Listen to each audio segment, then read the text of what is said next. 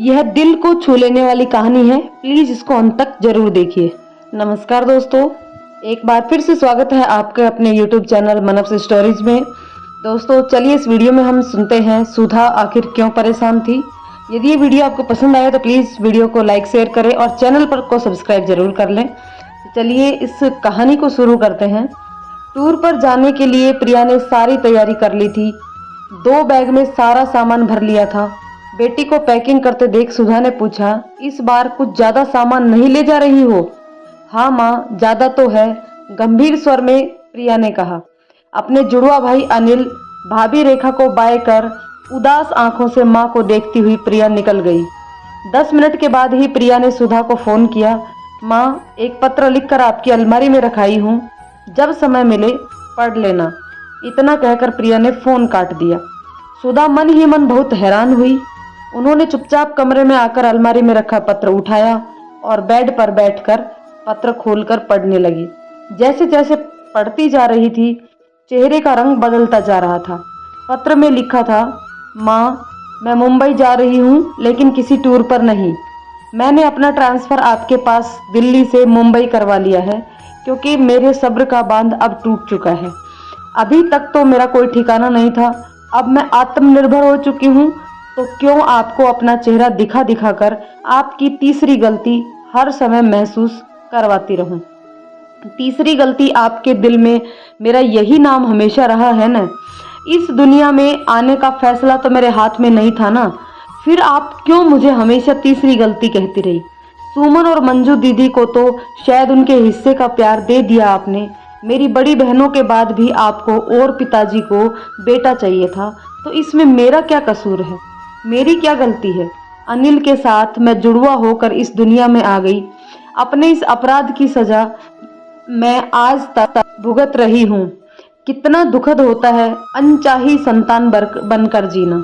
आप सोच भी नहीं सकती कि तीसरी गलती के इन 2 शब्दों ने मुझे हमेशा कितनी पीड़ा पहुंचाई है। जब से होश संभाला है, इधर से उधर भटकती रही हूँ। सबके मुंह से यही सुन सुन कर बड़ी हुई हूँ कि जरूरत अनिल की थी। यह तीसरी गलती कहाँ से आ गई? अनिल तो बेटा है, उसे तो हाथों हाथ ही लिया जाता था। आप लोग हमेशा मुझे दुत्कारते ही रहे। मुझसे 10-12 साल बड़ी मेरी बहनों ने मेरी देखभाल न की होती तो पता नहीं मेरा क्या हाल होता। मेरी पढ़ाई लिखाई की जिम्मेदारी भी उन्होंने ही उठाई। मेरी परेशानी तब और बढ़ गई जब दोनों का विवाह हो गया था।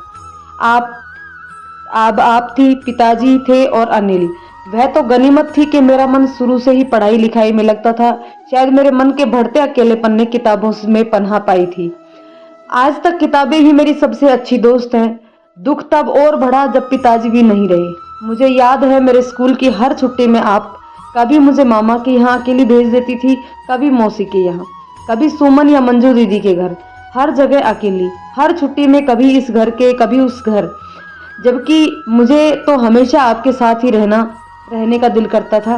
कभी कभी तो मैं बिल्कुल ऐसी स्पष्ट अनचाही मेहमान होती थी जिसके घर के कामों में खूब मदद ली जाती थी। कहीं कहीं तो 14 साल की उम्र में भी मैंने पूरे घर का खाना बनाया है। कहीं मेरे भाई बहन मुझे किचन का काम सौंप खेलने चले जाते, कहीं मौसी किचन में अपने साथ खड़ा रखती। मेरे पास ऐसे कितने ही अनुभव हैं जिनमें मैंने साफ साफ महसूस किया था कि आपको मेरी कोई परवाह नहीं थी। न ही आपको कुछ फर्क पड़ता था कि मैं आपके पास रहूं या कहीं और रहूं। मैं आपकी ऐसी जिम्मेदारी थी, आपकी ऐसी गलती थी जिसे आपने कभी दिल से नहीं स्वीकारा। मैं आपकी ऐसी संतान थी जो आपके प्यार और साथ को हमेशा तरसती रही। मेरे स्कूल से लेट आने पर कभी आपने यह नहीं पूछा कि मुझे देर क्यों हुई। वह तो मेरे पढ़ने लिखने के शौक ने पढ़ाई खत्म होते ही मुझे यह नौकरी दिलवा दी, जिससे मैं अब सचमुच आपसे दूर रहने की कोशिश करूंगी। अपने प्रति आपकी उपेक्षा ने मुझे जो मानसिक और शारीरिक कष्ट दिए हैं उन्हें मैं भूल तो नहीं पाऊंगी, पर हाँ, जीवन के महत्वपूर्ण सबक मैंने इन पलों में से ही जरूर सीखे हैं। आपकी उपेक्षा ने मुझे एक ऐसी लड़की बना दिया जिसे अब किसी भी रिश्ते पर भरोसा नहीं रहा। जीने के लिए थोड़े से रंग, थोड़ी सी खुशबू, थोड़ा सा उजाला भी तो चाहिए। खुशियों के रंग, प्यार की खुशबू और चाहत का उजाला, पर इनमें से कुछ भी तो नहीं आया मेरे हिस्से।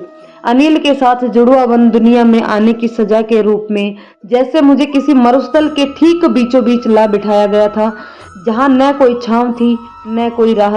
माँ, आपको पता है, अकेलापन किसी भयानक जंगल से कम नहीं होता। हर रास्ते पर खतरा लगता है। जब आप अनिल के आगे पीछे घूमती, मैं आपके आगे पीछे घूम रही होती थी। आपके एक तरफ जब अनिल लेटा होता था, तब मेरा मन भी करता था कि मैं भी आपके दूसरी तरफ लेट जाऊं, पर मेरी हिम्मत ही नहीं हुई कभी। आज आपका दिल दुखाना मेरा मकसद नहीं था, पर मेरे अंदर लोगों से, आपसे मिली उपेक्षा का इतना जहर भर गया है कि मैं चाह कर भी उसे निगल नहीं सकती। आखिर मैं भी तो इंसान हूँ। आज सब कुछ उगलना ही पड़ा मुझे। बस आज मैं आप सबसे दूर चली गई। आप अब अपने बेटे के साथ खुश रहिए। आपकी तीसरी गलती, प्रिया। सुधा को अब एहसास हुआ, आंसू तो कब के उनके गाल भिगोते जा रहे थे। यह क्या हो गया उनसे? फूल सी बेटी का दिल अनजाने में ही दुखाती चली गई। वे पत्थर सीने से लगाकर फुफक पड़ी। अब क्या करे, जीवन तो बहती नदी के समान है। जिस राह से वह एक बार गुजर गई, वहां लौट कर फिर नहीं आता, आ ही नहीं सकता। दोस्तों, आपकी क्या राय है इस कहानी के बारे में? कमेंट करके जरूर बताइएगा।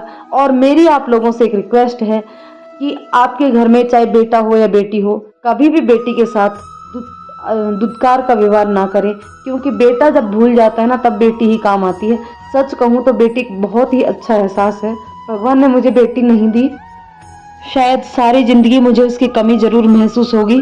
तो दोस्तों, आपके पास अगर आपकी बेटी है तो उसे बहुत सारा प्यार दीजिए, बहुत सारा प्यार दीजिए, क्योंकि वो कुछ समय बाद आपसे दूर चली जाएगी।